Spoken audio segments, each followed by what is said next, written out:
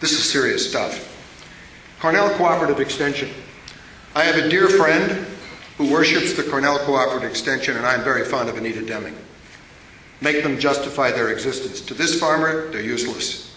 These are friends of mine. But if we're trying to save money, it's not about friendship, it's about function and whether it stands on its own bottom. Going to meetings is not justification for existence. When farming is failing, it's failing for a reason. It may have something to do with soils, lack of capital in the farm, no markets, God knows what.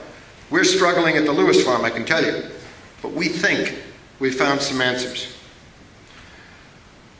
Mr. Randy and I first discussed roads. Let me give you one set of facts. When Wally Hill was our town supervisor and sat on this board, and I never met the man face to face, but we spoke. I said, would you like me to build a road? He said, sure, where? I said, Split Rock. He said, what will you do? I said, I'll build you a whole road. But I'm going to build 2 roads to teach you a lesson. 600 feet of that road built over 25 years ago has not been touched since it was built, and it's perfect. The rest of it's been redone and redone and redone and redone. And let's hope there are no kickbacks to those who are redoing it.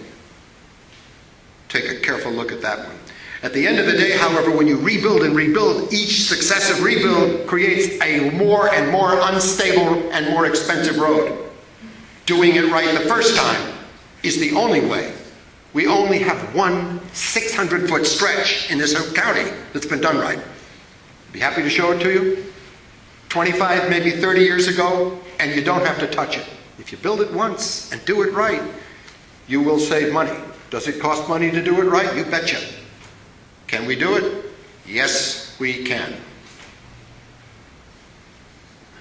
Nye? I don't know. I don't know, Roby. I've been there. With antibiotics since post-war, we all see the result. But every function has to be justified. So I've spoken about deflation. I understand you will invite me to Ways and Means, and I will come. Vis-a-vis the APA, logging, mining, we have huge properties in this community that could be logged with great employment. Huge. Blocked because of politics and a bridge in E-Town. The press needs to investigate this and find out who's blocking it. Why is that bridge not being built? Who is pulling the plug on a bridge in E-Town? That's jobs. That's the law. The APA, which tried to crush this farmer, may be trying to crush that logger. Not so good. And I want to close with the following. There is no man in this county, where is he? I don't see him, that I respect more than Joe Provoncha. Joe, where are you, please? Where is he hiding? This is the man who is a saint. The most unappreciated guy in this county is Joe Provoncha, in my book.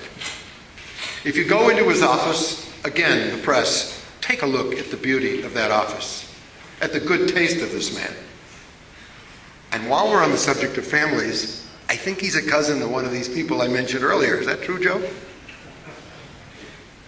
Joe? Yes, no, or I don't know. Are you a cousin of some of these Palmers and all these other guys? Well, absolutely. Okay, fine. I wish I had more relatives up here. We could all work together. But in any event, here's an example of greatness. And I really mean it. Greatness. Unsung hero department. So, I urge disclosure, please. That's your job. That's your colleague's job. I have tried mightily to get the New York Times to cover the APA story, and I've succeeded. You will see, if you look carefully, there are 2 lawsuits working their way now. Those attack the Adirondack Council. The Times will cover it. That's not because I don't want the Adirondack Council. We're members. That's because I want an honest Adirondack Council, not some Adirondack Council president who's advocating for himself, using the APA to do it, and trying to beat up his neighbors. Folks, I'm 71 years of age. I'm not running for office.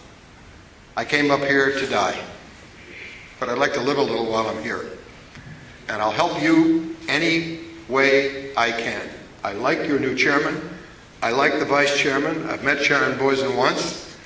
She seems like a pretty fine lady to me. We're lucky to have her, Teresa, and I'm sure Miss Sprague will do a hell of a job. What I saw up here today convinced me of that. That's really important. In closing, I'd like to say that I have a particular worship for Sergeant Whiteman and his staff of state police who serve us so well. We're very vulnerable as farmers and as old people. Some of you remember some of the actions that have happened in this very county with sick teenagers on alcohol and drugs, and some guy shotgun up on Jersey Road. We're in that mode. We're old. We're hearing impaired. My wife hears hearing, both hearing aids. I have one side, I can't hear a thing. We wouldn't even know if somebody entered our house, and all of our doors are open, which is the way we live in the North Country. I happen to think, believe it or not, that we're safer here than we are in New York City.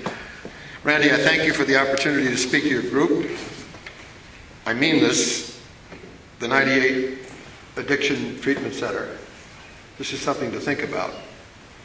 Not only would it create jobs, it create the right kind of jobs in healthcare, which takes care of our children. I'm not opposed to taking care of old people. I'd prefer if they knew what day it was.